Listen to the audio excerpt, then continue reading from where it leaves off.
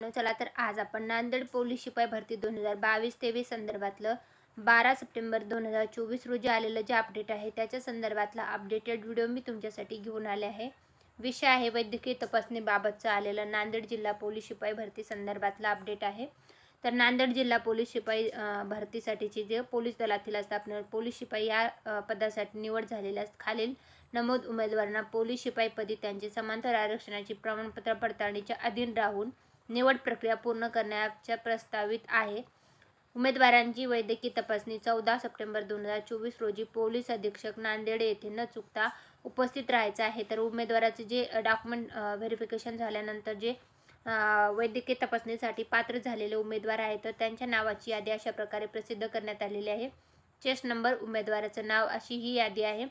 तर ज्या विद्यार्थ्यांनी नांदेड जिल्हा पोलीस शिपाई भरतीसाठी अर्ज केला होता त्यांनी परीक्षा दिलेली आहे। मैदानी चाचणी, लेखी परीक्षा, त्यानंतर त्यांचे डॉक्युमेंट व्हेरिफिकेशन, त्यानंतर फायनल जे वैद्यकीय तपासणी होणार आहे त्याच्यासाठी पात्र झालेल्या उमेदवाराची नावाची यादी आहे।